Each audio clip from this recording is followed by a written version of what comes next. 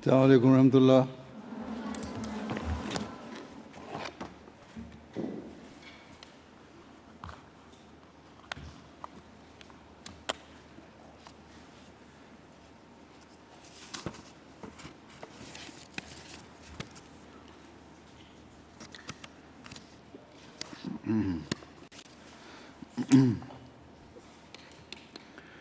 أشهد أن لا إله إلا الله وحده لا شريك له وأشهد أن محمدا عبده ورسوله.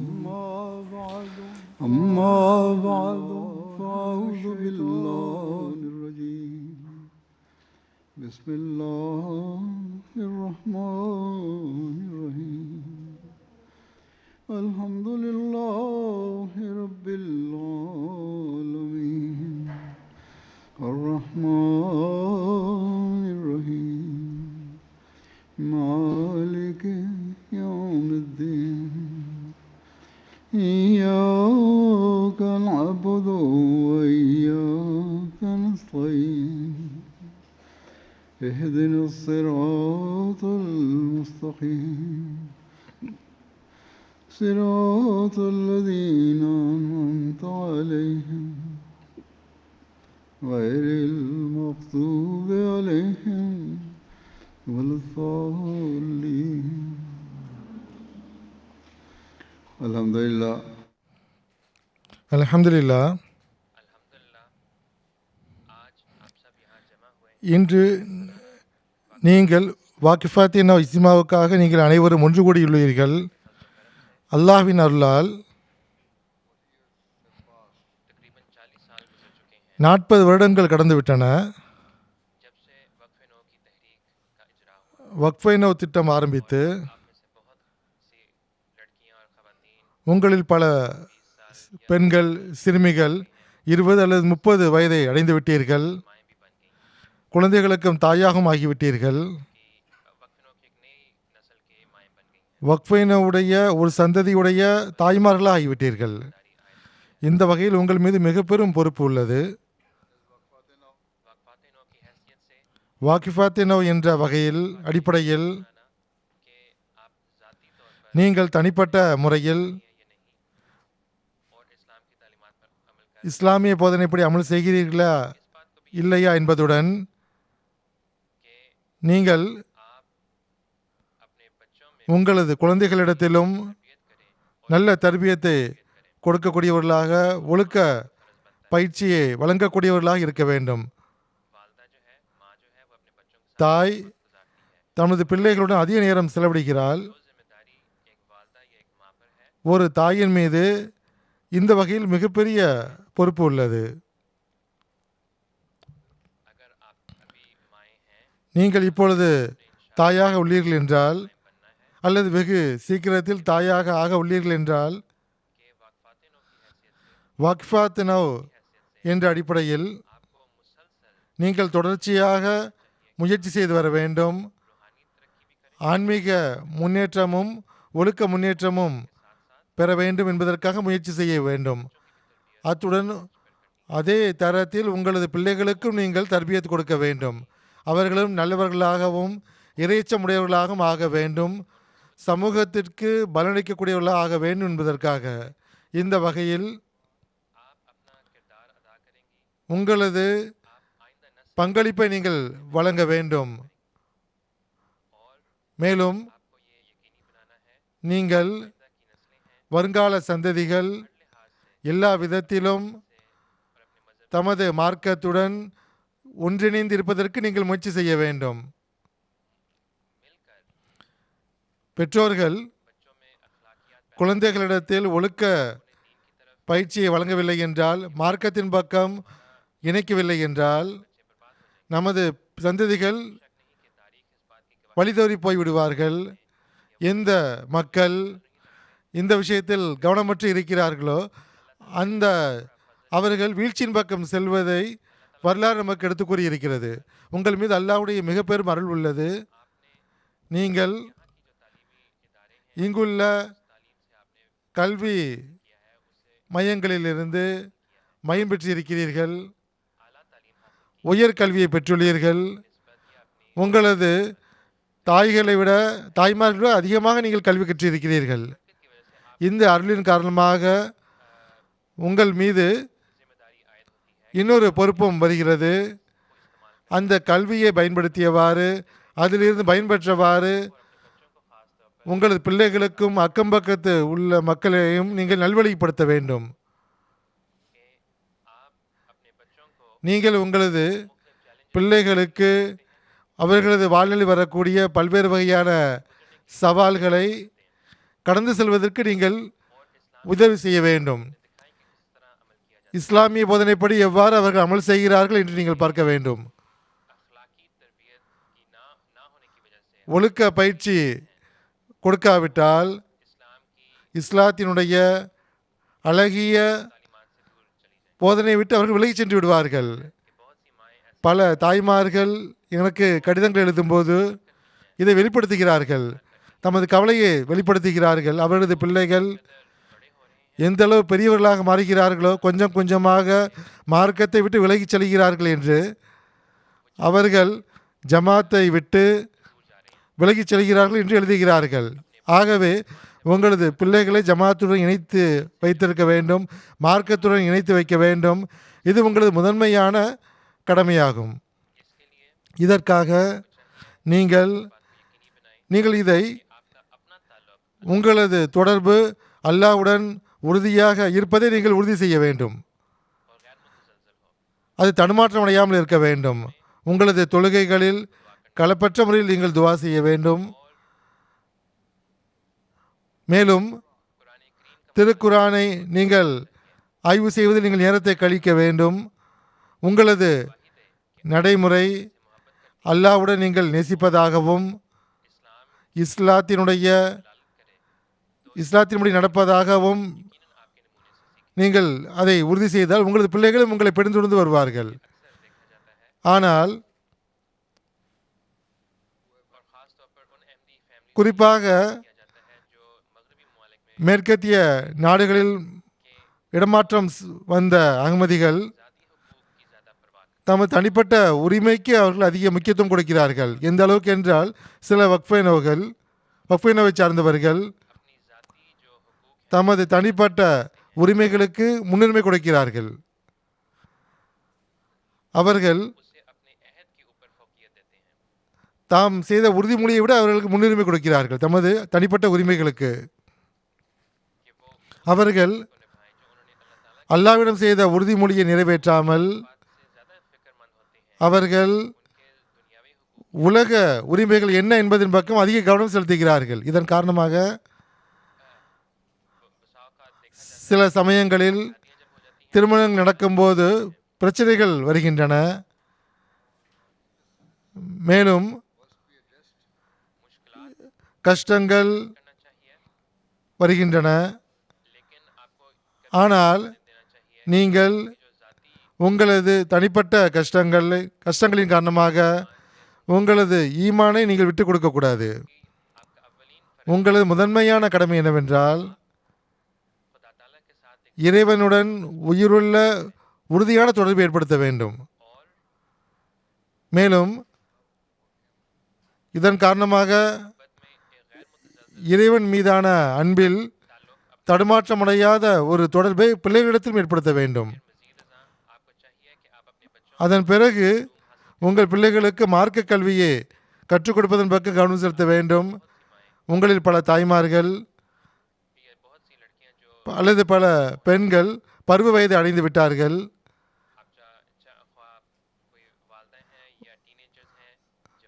பருவ வயது அடைந்த பெண்ணோ இளவயது அடைந்த பெண்ணோ அல்லது தாய்மாரோ மார்க்க கல்வியை கற்றுக்கொள்வது மிகவும் அவசியம் என்பதை புரிந்து கொள்ள வேண்டும். அதன் மூலமாகத்தான் உங்களது ஈமானை நீங்கள் பாதுகாக்க முடியும், வருங்கால சந்ததிகளையும் நீங்கள் பாதுகாக்க முடியும். அத்துடன் எப்படிப்பட்ட அறிவை கற்றுக்கொள்ள வேண்டும் என்றால் உலகில் இஸ்லாத்துடைய போதனையை பரப்புவதற்கு உங்களுக்கு உதவி செய்யக்கூடியதாக இருக்க வேண்டும். தப்லீக் செய்வது ஆண்களுடைய வேலை என்று நீங்கள் கருதக்கூடாது. மாறாக அகமதி பெண்களுக்கும் அது பொறுப்பாகும். அவர்களும் முழுமையான முறையில் தமது பங்களிப்பை அதில் வழங்க வேண்டும். அதே போன்று இஸ்லாமிய வரலாறு சாட்சி கூறுவது என்னவென்றால், ஆரம்பம் முதலேயே முஸ்லிம் பெண்கள் பல தியாகங்களை செய்திருக்கிறார்கள் மார்க்கத்திற்காக. இந்த வகையில் ஹசரத் ஆயிஷா ரலியல்லாஹு அன்ஹா அவர்களுடைய முன்னுதாரணம் முதல் இடத்தில் உள்ளது. அது பலமுறை கூறப்பட்டிருக்கின்றது. பெருமானார் ஸல்லல்லாஹு அலைஹி வஸல்லம் அவர்கள் கூறினார்கள், உங்களது பாதி மார்க்கத்தை அவரிடமிருந்து கற்றுக்கொள்ளுங்கள் என்று கூறினார்கள்.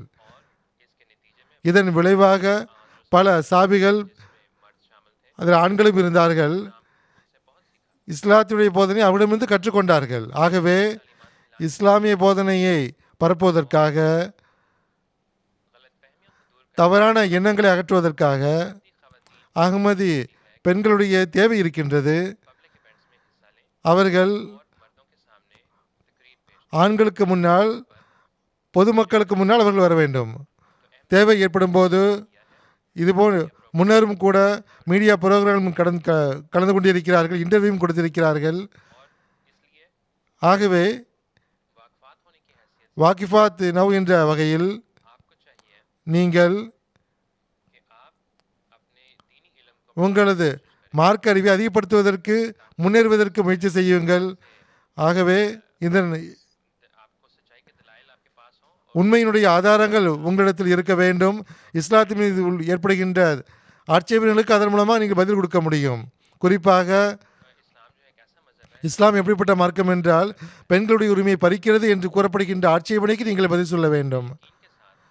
முழுமையான ஈமானுடன், முழுமையான நம்பிக்கையுடன் எப்படிப்பட்ட பெண்களாக மாற வேண்டும் என்றால், இஸ்லாம் எப்படிப்பட்ட மார்க்கம் என்றால் அது சமத்துவத்தை நிலைநாட்டுகின்றது, பெண்களுக்கு அவர்களுக்குரிய முழுமையான உரிமைகளை கொடுக்கிறது என்று நிரூபிக்க வேண்டும். பல நூற்றாண்டுகளுக்கு முன்பு இஸ்லாம் அந்த உரிமைகளை நிலைநாட்டிவிட்டது. சில 100 ஆண்டுகளுக்கு முன்பு தான் மேற்கத்திய நாடுகளில் அந்த உரிமைகள் கிடைத்திருக்கின்றது.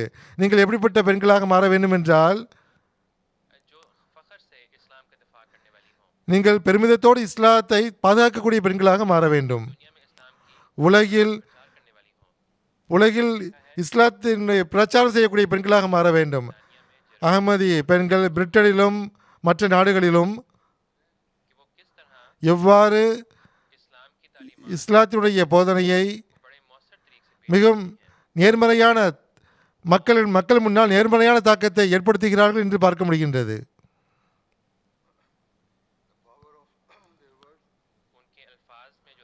அவர்களது சொற்களில் உள்ள அந்த தாக்கம் எப்படிப்பட்டதாக உள்ளது என்றால், பேசக்கூடிய விதம் எப்படி உள்ளது என்றால்,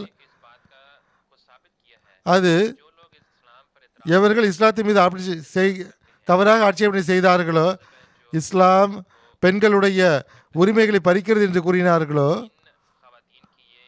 அந்த பெண்களுடைய பேச்சை கேட்டுவிட்டு அது தவறான ஆட்சேபனை என்று அவர்கள் புரிந்து கொண்டார்கள். நீங்கள் பர்தாவில் இருந்து கொண்டு நீங்கள் இந்த பணிகளை செய்ய முடியும். இஸ்லாத்தினுடைய உண்மையான போதனை நீங்கள் பரப்ப முடியும். மேலும் இஸ்லாத்திற்கு எதிராக எழுப்பப்படுகின்ற தவறான ஆட்சேபனைகளுக்கு நீங்கள் பதில் சொல்ல முடியும். பர்தாவில் இருந்து கொண்டு நீங்கள் எல்லா பணிகளையும் செய்ய வேண்டும், எந்த தடையும் கிடையாது. ஹசரத் முஸ்லிமோ ரலியல்லாஹு அன்ஹு அவர்கள் கிலாஃபத் காலகட்டத்தில் ஒருமுறை கூறும்போது, ஒரு அகமதி பெண் ஆண்களுக்கு முன்னால் பேசுவது, பொது வழியில் பேசுவது தடை கிடையாது, தவறு கிடையாது. இஸ்லாத்தை பாதுகாப்பதற்காக அன்னார் உதாரணத்தையும் கூறினார்கள். ஹசரத் ஆயிஷா அவர்களுடைய உதாரணத்தை எடுத்து வைத்தார்கள். எவ்வாறு அவர்கள் ஆண்களுக்கு இஸ்லாமிய மார்க்கத்தை கற்றுக் கொடுத்தார்கள் என்று. ஹசரத் ஆயிஷா ரலியல்லாஹு அன்ஹா அவர்கள் எப்படிப்பட்ட புத்தி கூர்மை உள்ள பெண்மணியாக இருந்தார்கள் என்றால், அறிவுள்ள பெண்மணியாக இருந்தால் அவர்கள் நுட்பமாக இஸ்லாத்தை புரிந்து கொண்டார்கள். அவர்கள் பல ஆண்களுடைய அறிவை விட அதிகமாக அறிவை கொண்டிருந்தார்கள். அவர்கள் இஸ்லாத்தின் பல்வேறு போதனைகளை எடுத்து உரைப்பார்கள். அது நமக்கு மிகச்சிறந்த முன்மாதிரியாக உள்ளது. உங்கள் அனைவருக்கும் ஒரு முன்மாதிரியாகும். ஒரு அகமதி உறுதிமொழி எடுக்கும்போது உலகத்தை விட மார்க்கத்திற்கு முன்னுரிமை அளிப்பதாக உறுதிமொழி எடுக்கும்போது இஸ்லாத்துடைய போதனையை அவர் பிரச்சாரம் செய்யும் போது உங்களது வாழ்நாள் முழுவதும் நீங்கள் உறுதிமொழி எடுத்துள்ளீர்கள். உங்களது அனைத்து ஆற்றல்களையும் பயன்படுத்தி கொண்டு திறமைகளை பயன்படுத்துவீர்கள் என்று ஹசரத் மசீமோத் அலிஸ்லாத்து இஸ்லாமுடைய போதனையை உலகில் பரப்புவதற்காக ஆட்சேபனை செய்யக்கூடியவர்கள்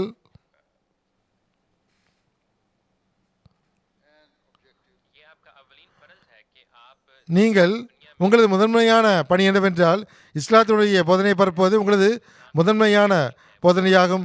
இஸ்லாத்தின் எதிரிகள் இஸ்லாத்தின் மீது மீண்டும் மீண்டும் ஆட்சேபனை எடுத்து வைக்கும்போது இஸ்லாம் பெண்களுடைய உரிமைகளை பறிக்கிறது என்று மீண்டும் மீண்டும் ஆட்சேபனை செய்கிறார்கள். பெண்களுடைய உரிமைகளை பாதுகாப்பதாக அவர்கள் வாதம் செய்கிறார்கள். ஆட்சேபனை செய்யக்கூடியவர்கள் பெண்களுடைய சுதந்திரத்திற்காக பணி செய்வதாக அவர் தம்மை காட்டிக் கொள்கிறார்கள். ஆனால் உண்மையில் அவர்கள் இந்த விஷயத்தில் தூய்மையானவர்கள் கிடையாது. அவர்கள் செயல்கள் அவ்வாறு இருப்பது கிடையாது. கடந்த காலத்தில் மேற்கத்திய நாட்டில் சுதந்திரத்தின் பெயரால் போர்கள் ஆரம்பிக்கப்பட்டன என்று பார்த்தோம். அதன் விளைவாக பல அப்பாவி குழந்தைகளும் அழிக்கப்பட்டார்கள். அவர்களது பள்ளிக்கூடங்கள், யூனிவர்சிட்டி, அவர்களது மற்ற கல்வி நிறுவனங்களின் மீது அந்த இடங்களில் அவர்கள் அளிக்கப்பட்டார்கள். இது நாம் பெண்களுடைய உரிமைகளை பாதுகாக்கிறோம் என்று ஆட்சேபனை செய்யக்கூடிய மக்கள் கூறுகின்றார்களே, அது அவர்களது செயல்களை நீங்கள் பாருங்கள். மேற்கத்திய சமூகத்தில் இருக்கக்கூடிய பெண்கள் அவர்களுக்கான உரிமைகள் கொடுக்கப்படுவது கிடையாது. இதன் காரணமாக கடந்த நூற்றாண்டில் அவர்களது வேலைகள் அவர்களே செய்ய வேண்டிய நிலை ஏற்பட்டுவிட்டது. இதன் காரணமாக பல்வேறு திட்டங்கள், ஸ்கீம்ஸ் பிறந்துள்ளன. பெண்களுடைய சுதந்திரத்தை ஏற்படுத்துவதற்காக பல திட்டங்கள் உருவாக்கப்பட்டுள்ளன. கடந்த நூற்றாண்டில் உண்மை என்னவென்றால் மார்க்க ரீதியாக இஸ்லாம் எப்படிப்பட்ட மார்க்கம் என்றால் பெண்களுடைய உரிமைகளை அவர்களுக்கு பல நூற்றாண்டுகளுக்கு முன்பே கொடுத்து விட்டது. 1400 ஆண்டுகளுக்கு முன்பே பெண்களுக்கான உரிமை இஸ்லாம் கொடுத்து விட்டது. இஸ்லாம் ஆரம்பத்தில் இருந்தே இந்த உரிமைகளை நிலைநாட்டி இருக்கின்றது, சமத்துவத்தை நிலைநாட்டி இருக்கின்றது.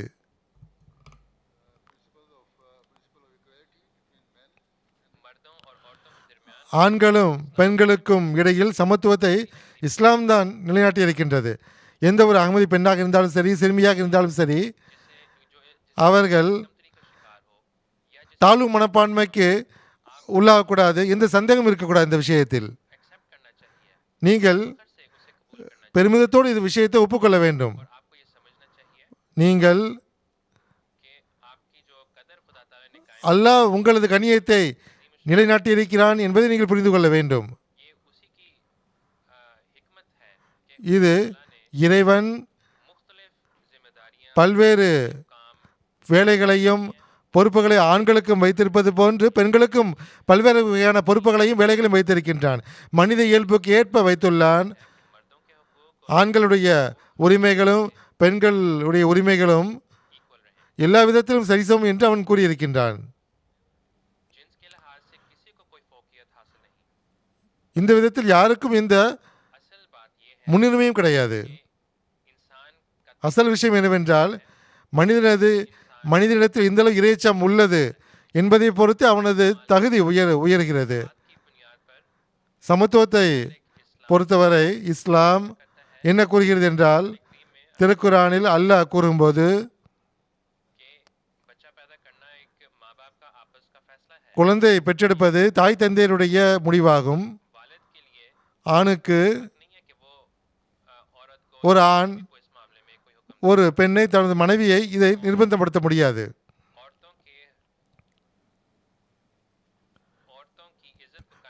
பெண்களுடைய கண்ணியத்தை நிலைநாட்டுவதற்காக மகருடைய உரிமையை இஸ்லாம் வழங்கியிருக்கின்றது. ஒரு கணவன் தனது மனைவிக்கு திருமணத்திற்கு முன்பு அது கொடுக்க வேண்டும். அந்த உரிமையை இஸ்லாம்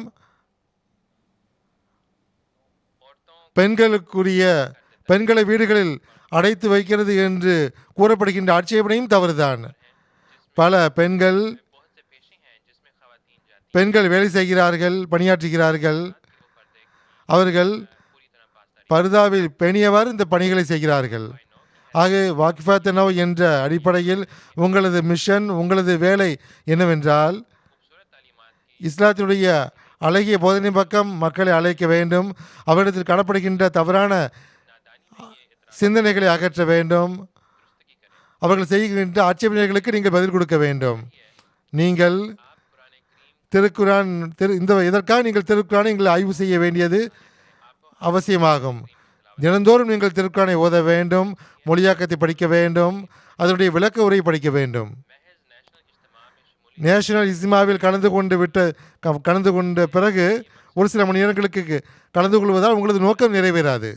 மாறாக உங்களது எண்ணிக்கை எப்பொழுது அது நோக்கத்தை அடையும் என்றால் நீங்கள் உங்களுக்குள் அந்த உணர்வை ஏற்படுத்த வேண்டும். நீங்கள் உங்களது மார்க்க அறிவில் முன்னேற வேண்டும். இஸ்லாத்தின் போதனைப்படி எல்லா விதத்திலும் நீங்கள் செயல்படுத்த வேண்டும் என்பதை உறுதிப்படுத்த வேண்டும். உங்களில் பெரும்பாலார் இப்பொழுது 15 வயதை விட அதிகமாகிவிட்டீர்கள். இப்பொழுது உங்களுக்குள் எந்த அளவு அறிவு வளர்ந்து விட்டது என்றால் இஸ்லாத்துடைய போதனை என்றால் என்ன, அது இஸ்லாத்திற்கு எதிராக எவ்வாறு செய்யப்படுகிற ஆட்சேபனைகளுக்கு எவ்வாறு பதில் கொடுக்க வேண்டும் என்ற புரிதல் ஏற்பட்டுவிட்டது. இது தொடர்பாக மீண்டும் ஒரு முறை கூறிக்கொள்ள விரும்புகின்றேன். இஸ்லாத்தை குறித்து நீங்கள் கற்றுக்கொள்வதற்கு மிகச்சிறந்த வழிமுறை திருக்குரான் ஆகும். நீங்கள் அவ்வாறு செய்வீர்கள் என்றால் உங்களுக்கு இந்த விஷயம் புரியும். மார்க்க ரீதியாகவும் ஒழுக்க ரீதியாகவும் உங்களது பொறுப்பு என்ன என்பது புரிய வரும். நீங்கள் அதை கற்றுக்கொண்டால், இஸ்லாத்தின் போதை கற்றுக்கொண்டால் உங்களது பிள்ளைகளுக்கு சிறந்த முறையில் எவ்வாறு தர்பியத் கொடுப்பது என்று நீங்கள் புரிந்து கொள்வீர்கள். ஒரு பெண் தாய், சகோதரி, மகள் என்ற வகையில் தமது உரிமைகளை செலுத்த முடியும். சிலர் டிகிரி படித்திருக்கிறார்கள், PhD படித்திருக்கிறார்கள், அல்லது உயர்கல்வி கற்றிருக்கிறார்கள். பல அகமதி பெண்கள் எவ்வாறு உள்ளார்கள் என்றால் அவர்கள் வாக்பாத்தினாவில் எப்படிப்பட்ட பல பெண்கள் உள்ளார்கள் என்றால் ப்ரொஃபஷனலாக பணியாற்றுகிறார்கள்.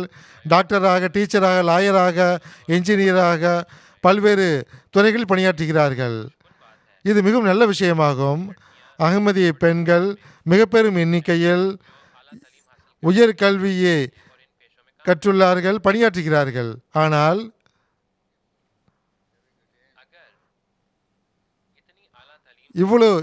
இந்த அளவு உயர்கல்வி கற்ற பிறகும் நல்ல பணிகளில் பணியாற்றி வருகின்ற நேரத்தில் உலகத்திலே நீங்கள் இருப்பீர்கள் என்றால், உங்கள் கேரியரை மட்டும் பார்த்து கொண்டு இருப்பீர்கள் என்றால், அதன் காரணமாக உங்கள் மார்க்கத்தை விட்டு நீங்கள் விலகிச் செல்கிறீர்கள் என்றால், அப்படிப்பட்ட உலக கல்வி உங்களுக்கு எந்த பயனும் தராது. வக்ஃபைனவில் இருப்பது உங்களுக்கு எந்த பயனும் தராது. மாறாக மக்ஃபைனவில் இருப்பதால் அது ஒரு வெற்று வாதமாக இருக்கும், வெற்று பட்டமாக இருக்கும். அது உங்களது போதனையுடன், கல்வியுடன் நீங்கள் தினந்தோறும் கொஞ்ச நேரமாவது மார்க்க கல்வியை அதிகப்படுத்துவதற்காக நீங்கள் செலவிட வேண்டும். அப்பொழுதுதான் நீங்கள் உண்மையான முறையில் வாக்ஃபாத் என்று அழைக்கப்பட முடியும். மேலும் அப்பொழுதுதான் நீங்கள் உங்களது மார்க்க போதனையை குறித்து நீங்கள் தெரிந்து கொள்ள முடியும், அதன்படி செயல்பட முடியும். அந்த போதனையை உங்களது பிள்ளைகளிடத்தில் நீங்கள் உருவாக்க முடியும். உங்களது பொறுப்புகள் தொடர்பாக நீங்கள் எப்பொழுதும் பொறுமையுடன் நீங்கள் பணியாற்ற வேண்டும், துவாவுடன் பணியாற்ற வேண்டும். ஆனால் குடும்ப விவகாரங்களில் பல்வேறு ஃபேமிலிகள் குடும்ப விவகாரங்கள் பிரச்சனைகள் ஏற்பட்டு விடுகின்றன. உதாரணமாக ஒரு கணவர் உள்ளார், அவர் தமது உரிமையை செலுத்தவில்லை என்றால் வீட்டில் அவர் எவ்வாறு உரிமையை செலுத்த வேண்டுமோ அந்த அளவு அந்நேரத்தில் உலகத்தை விட மார்க்கத்திற்கு முன்னுரிமை கொடுத்து பெண்கள் அந்த விவகாரத்தை தீர்ப்பதற்கு பொறுமையுடன் அல்லாஹ்விடம் நம்பிக்கை வைத்தவாறு அந்த விவகாரத்தை தீர்ப்பதற்கு முயற்சி செய்ய வேண்டும். எப்பொழுதும் உங்களது குடும்பத்தை நீங்கள் நிலைத்திருக்க வைக்க வேண்டும். குறிப்பாக பிள்ளைகளிடத்தில் உங்களுக்கும் பிள்ளைகளுடைய ஒழுக்க விஷயத்தில் எந்த ஒரு வீழ்ச்சியும் ஏற்பட்டுவிடக்கூடாது. கணவன்மார்கள் அவர்களது பொறுப்புகளை நிறைவேற்றவில்லை என்றால் அப்பொழுது நீங்கள் அந்த அந்த குறைபாடை நிவர்த்தி செய்வதற்காக நீங்கள் உங்களது பங்களிப்பை செலுத்த வேண்டும். ஒவ்வொரு அகமதி பெண்ணும், குறிப்பாக வாக்ஃபாத் என்னவை சேர்ந்த பெண், களப்பற்ற முறையில் பணிவுடன் செயல்பட வேண்டும். நீங்கள் டியூட்டி செய்வதற்கு, நல்ல பணி செய்வதற்கு வாய்ப்பு கிடைக்கும் என்றால் அப்பொழுது நீங்கள் அந்த வேலையை செய்யும்போது மக்களை இம்ப்ரெஸ் செய்ய வேண்டும் என்றோ நீங்கள் புகழப்பட வேண்டும் என்பதற்காக அந்த வேலை செய்யக்கூடாது. மாறாக உங்களது அனைத்து தொண்டுகளும் அனைத்து வேலைகளும் இறை நெருக்கத்தை பெறுவதற்காகவும் இறைவனுடைய திருப்தியை பெறுவதற்காகவும் செய்யப்பட வேண்டும். உதாரணமாக உங்களுக்கு ஒரு பொறுப்பு கொடுக்கப்படுகிறது என்றால் ஜமாத்தில் அல்லது ஏதாவது டியூட்டிக்காக, ஜல்சாவுக்காக, இஸ்மாவுக்காக நீங்கள் அழைக்கப்படுகிறீர்கள் என்றால் அந்த அல்லாஹ்வுக்காக அந்த பணியை செய்ய வேண்டும் என்பதற்காக நீங்கள் வர வேண்டும். இறைவனுடைய திருப்தியை பெறுவதற்காக அந்த பணியை செய்ய வேண்டும். அது அல்லாமல் நீங்கள் புகழப்பட வேண்டும் என்பதற்காகவோ உங்களுக்கு பரிசு கொடுக்கப்பட வேண்டும் என்பதற்காக அந்த வேலையை செய்யக்கூடாது. உங்களுடைய வக்ஃபினுடைய ஆன்மா அதில் தியாகத்தினுடைய உணர்வு இருக்க வேண்டும். சில சமயங்களில் பெண்கள் என்ன கூறுகிறார்கள் என்றால் அவர்களது ஃபேமிலி பொறுப்பு உள்ளது அல்லது மற்ற பொறுப்புகள் உள்ளது, அவரிடத்தில் நேரம் இல்லை, அல்லாஹ்வை இபாதத் செய்வதற்காகவோ அல்லது மார்க்க பணிகளுக்காகவோ நேரம் இல்லை என்று கூறுகிறார்கள். ஆனால் இபாதத்துடைய உரிமையை செலுத்துவது இது முதன்மையான பணியாகும். இந்த வகையில் நீங்கள் மற்ற வேலைகளை நீங்கள் தியாகம் செய்துவிட்டு அல்லாஹ்வுடைய உரிமைக்காக நீங்கள் நேரம் ஒதுக்க வேண்டும், அல்லாஹ்வுடைய இபாதத் செய்ய வேண்டும். உங்களது கடமை தொழுகையாகும், நஃபிலான தொழுகையும் உள்ளது. அது உங்களது வருங்கால சந்ததிகளுக்காக உங்களுக்காக நீங்கள் துவா செய்ய வேண்டும். இவ்வாறு செய்வதால் நீங்கள் இன்ஷா அல்லாஹ் எப்படிப்பட்ட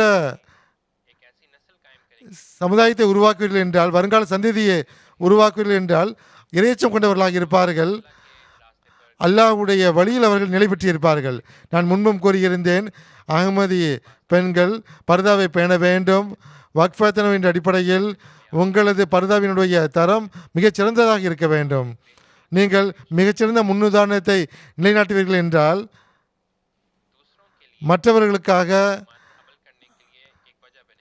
மற்றவர்கள் அந்த இஸ்லாமிய போதனைப்படி செயல்படுவதற்கு ஒரு முன்னுதாரணமாக திகழ்வீர்கள்.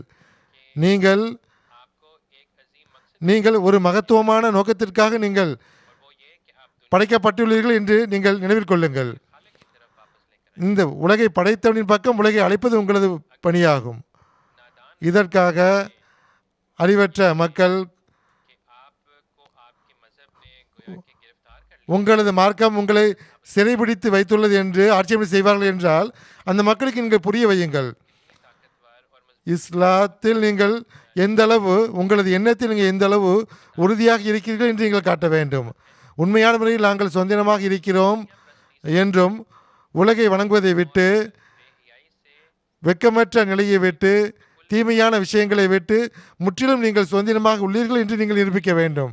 அதை நாங்கள் விழவில்லை என்று நீங்கள் நிரூபிக்க வேண்டும். நீங்கள் உங்களது பொறுப்புகளை நல்ல முறையில் நிறைவேற்றினால் அப்பொழுது உலகின் நன்மையின் பக்கம் நீங்கள் அழைக்க முடியும். நீங்கள் உங்களை நீங்களே தாழ்வு மனப்பான்மையில் நீங்கள் கருதி கொள்ள வேண்டாம். நீங்கள் எப்பொழுதும் முயற்சி செய்து கொண்டிருங்கள்.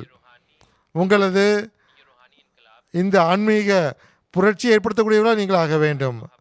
அன்புடன் நேசத்துடன் அமைதியான சூழலை உருவாக்க வேண்டும். நான் மீண்டும் கூறிக்கொள்கிறேன், நீங்கள் எப்பொழுதும் இதை நினைவில் வைத்துக் கொள்ளுங்கள். உங்களது போதனை, உங்களது அறிவு, அது அந்த அறிவை கொண்டு, கல்வியை கொண்டு அல்லாஹ்வுக்காக மனித குலத்திற்கு தொண்டு செய்யவில்லை என்றால் அது எந்தவித பயனும் கிடையாது. உங்களது இல்லை என்றால் உங்களது கல்வி, உலக கல்வி எந்த பயனும் தராது. மற்ற மக்களும் இவ்வாறு தான் செய்கிறார்கள். உங்களுக்கு மற்றவர்களுக்கு எந்த வித்தியாசம் கிடையாது. நீங்கள் உண்மையான முறையில் மார்க்க தொண்டாற்ற விரும்புகிறீர்கள் என்றால் நிச்சயமாக நீங்கள் இவ்வாறு நீங்கள் பணியாற்ற வேண்டும்.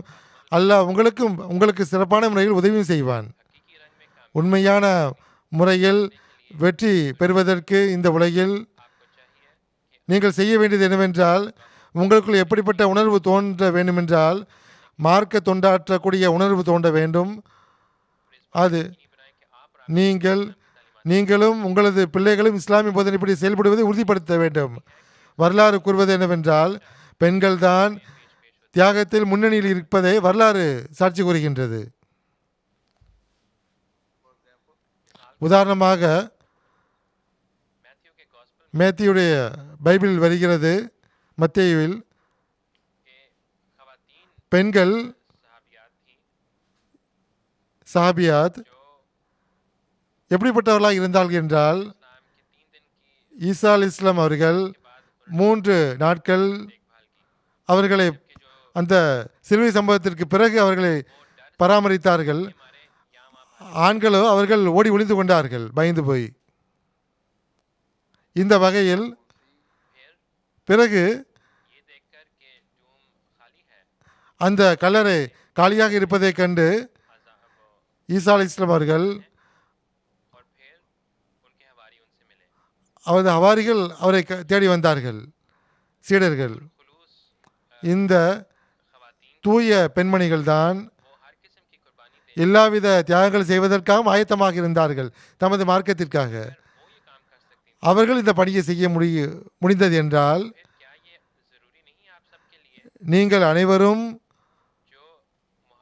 முகமது ஸல்லல்லாஹு அலைஹி வஸல்லமுடைய மசீஹ் பின்பற்றக்கூடியவர்களாக இருக்கக்கூடிய உங்களது வாழ்வை இஸ்லாத்திற்காக அர்ப்பணித்து நீங்கள் அவர்களை விட அதிகமாக நீங்கள் உங்களால் தியாகம் செய்ய முடியாதா என்ன? நிச்சயமாக இஸ்லாமிய வரலாற்றில் நாம் பார்க்கும்போது பல முஸ்லிம் பெண்கள் மகத்துவமான தியாகங்களை செய்திருப்பதை நாம் காண முடிகிறது. அவர்கள் தமது தனிப்பட்ட பொறுப்புகளையும் நிறைவேற்றினார்கள், கடமைகளையும் நிறைவேற்றினார்கள். இஸ்லாத்தினுடைய ஆன்மீக வெற்றியில் அவர்கள் பங்களிப்பு கொடுத்தார்கள். அது ஆயிஷா ரலியல்லாஹு அன்ஹா அவர்களை பற்றி நான் குறிப்பிட்டிருந்தேன். அவர்கள் பல்வேறு போர்களில் ஹிலாஃபத்தே ராஷிதாவுடைய காலகட்டத்தில் பெண்கள் மகத்துவமான பெரும் தியாகங்களை செய்திருந்தார்கள். சில முஸ்லிம் பெண்கள் எப்படிப்பட்ட முதல் போரில் முதல் அணியில் இருந்தார்கள், முதல் பரிசில் இருந்தார்கள். காயமடைந்தவர்களுக்கு மருந்திட்டார்கள். இது உங்களுக்கு முன்னுதாரணங்களாகும். இது வெறும் கதை அல்ல, நீங்கள் இதை படித்துவிட்டு கடந்து செல்வதற்கு. மாறாக நீங்கள் முன்னுதாரணமாக திகழ வேண்டும் என்பதற்காக இவை கூறப்பட்டுள்ளன. இஸ்லாத்தில் பெண்களுக்கு உள்ள உயர்ந்த அந்தஸ்து என்ன என்பதை நீங்கள் புரிந்து கொள்ள வேண்டும். நீங்கள் அந்த தியாகங்களை செய்தவாறு, அதை புரிந்தவாறு எல்லாவித தியாகங்களுக்கும் நீங்கள் எப்பொழுதும் ஆயத்தமாக இருக்க வேண்டும். எல்லா விதமான தியாகங்களுக்காகவும் ஆயத்தமாக இருக்க வேண்டும். உங்களை மார்க்கத்திற்காக நீங்கள் ஆயத்தமாக இருக்க வேண்டும். இந்த அனைத்து பெண்களும் சிறுமிகள் மீது கடமை என்னவென்றால், குறிப்பாக தமது வாழ்வை அர்ப்பணித்திருக்கிறார்களோ அவர்களுக்கு இது முக்கியம் வாய்ந்த விஷயமாகும். நான் எனது சொற்பொழிவை நிறைவு செய்வதற்கு முன்பு ஒரு முறை நினைவூட்டுகின்றேன். நீங்கள் எல்லாவித சாத்தியமான முயற்சிகளையும் செய்து இஸ்லாத்தினுடைய போதனை பரப்ப வேண்டும். குழந்தைகளுக்கு நீங்கள் தர்பியத் கொடுக்க வேண்டும். உங்கள் மற்ற உலகத்தில் அனைத்து விஷயங்களை விட மார்க்கத்திற்கு முன்னுரிமை கொடுக்க வேண்டும். அல்லாஹ்வுடைய கட்டளைகளுக்கு முன்னுரிமை கொடுக்க வேண்டும். மற்ற வேலைகள் அதுவும் செய்ய வேண்டும் தான், ஆனால் மார்க்க பணிகளுக்கு நீங்கள் முக்கியத்துவம் கொடுக்க வேண்டும். மார்க்க அறிவை நீங்கள் அதிகப்படுத்துவதற்கு நீங்கள் முயற்சி செய்ய வேண்டும். திருக்குரானை ஓதுவதால் மார்க்க அறிவு அதிகரிக்கும். திருக்குரான் விளக்க உரையை நீங்கள் படிக்க வேண்டும். பிறகு ஹஸ்ரத் மசீமோது அலைஹிஸ்ஸலாத்து வஸ்ஸலாம் நூல்களையும் நீங்கள் படிக்க வேண்டும். கலிஃபாக்களுடைய நூல்களையும் படிக்க வேண்டும். ஜமாத்துடைய மற்ற நூல்களையும் இலக்கியங்களையும் நீங்கள் படிக்க வேண்டும். இவ்வாறு நீங்கள் உங்களை சீர்படுத்திக் கொள்ளவும் முடியும். உங்களது பிள்ளைகளுக்கும் நல்ல முறையில் தர்பியத்தும் வழங்க முடியும். சிறு குழந்தைகளுக்கு நான் என்ன நாசிராத்து, பிள்ளைகளுக்கு சிறுமிகளுக்கு நான் என்ன கூற விரும்புகிறேன் என்றால், நீங்களும் உங்களது கல்வியில் உயர் கல்வியை கற்கக்கூடியவர்களாக நீங்கள் ஆக வேண்டும். உழைப்புடன் நீங்கள் பணியாற்ற வேண்டும். உங்களது ஈமானில் நீங்கள் உறுதியாக இருக்க வேண்டும். ஒருபோதும் மற்றவருடைய கருத்தை உங்கள் மீது தாக்கத்தை ஏற்படுத்தி விட வேண்டாம். எந்தவித மார்க்கம் தொடர்பாக எந்தவித நீங்கள் வெட்கப்பட வேண்டாம். உங்களது பர்தாவை குறித்து யாராவது கேலி செய்தால் நீங்கள் உங்களது ஈமானை தடுமாற்றத்தை கொண்டு வந்து விடக்கூடாது. யாராவது கேலி செய்தால் கேலி செய்து போகட்டும், ஆனால் உங்களது ஈமானை பலவீனமாக்கி விடக்கூடாது. அவர்களுக்கு நீங்கள் கூறுங்கள், உங்களது உயரிய நோக்கம் உள்ளது. நீங்கள் உலகத்தினுடைய மறைந்து போன ஒழுக்கங்களை நீங்கள் உயிர்ப்பிக்க வந்துள்ளீர்கள், நிலைநாட்ட வந்திருக்கிறீர்கள், மக்களுக்கு நல்ல விஷயங்களை போதிக்க வந்துள்ளீர்கள் என்று நீங்கள் கூற வேண்டும். ஒருவரை கேலி செய்தால் அது உங்களுக்கு ஒரு மோட்டிவேஷனாக இருக்க வேண்டும். நீங்கள் இன்னும் நல்லவர்களாக மாற வேண்டும். இன்னும் அந்த பணியில் நீங்கள் தீவிரமடைய வேண்டும். எப்பொழுதுமே நீங்கள் நினைவில் வைத்துக் கொள்ளுங்கள், உண்மையான முறையில் அமைதியை, உண்மையான முறையில் நிம்மதி இறைவனுடைய திக்கில் தான் கிடைக்க முடியும், இறை நினைவில் தான் கிடைக்க முடியும். நீங்கள் மனித குலத்திற்கான உரிமையை செலுத்த வேண்டும், அல்லாஹ்வுடைய உரிமைகளையும் செலுத்த வேண்டும். இவ்வாறு நீங்கள் பணியாற்றினால் நீங்கள் உண்மையான முறையில் இரட்சிப்பு கிடைப்பதற்கான வழிவகையாக மாறிவிடுவீர்கள். இத்துடன் நான் அல்லாஹ் உங்கள் அனைவர் மீதும் அருள்களை இறக்குவானாக. நீங்கள் உங்களது உறுதிமொழியை வாழ்க்கை முழுவதும் நிறைவேற்றக்கூடிய நல்வாய்ப்பு வழங்குவானாக என்ற துவாவுடன் எனது சொற்பொழிவை நான் நிறைவு செய்ய விரும்புகின்றேன். நீங்கள் நன்மைகள் முன்னேறக்கூடியவர்களாக இருக்க வேண்டும். இஸ்லாத்தின் உண்மையான போதனைப்படி செயல்படக்கூடியவர்களாக இருக்க வேண்டும். உலகம் அதை பார்க்க வேண்டும். ஆமீன். இப்பொழுது நீங்கள் துவா செய்யுங்கள். துவா.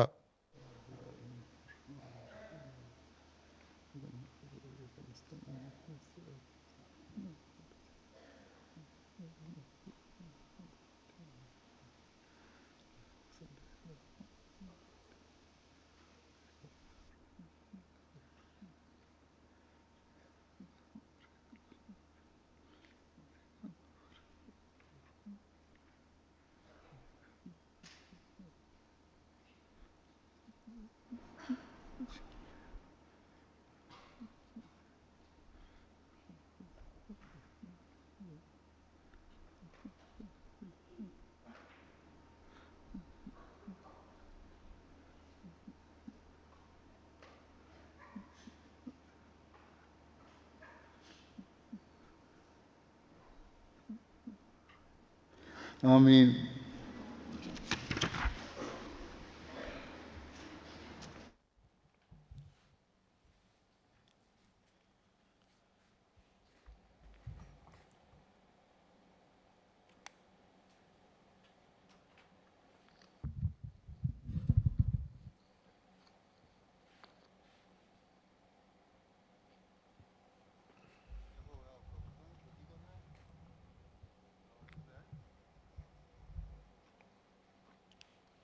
फिर घर जा रहेंगे लंदन से ज़्यादा आई हैं कि बाहर से भी आई हैं बहुत डिफरेंट रीजन से आया है तो all region representative from all regions all across the country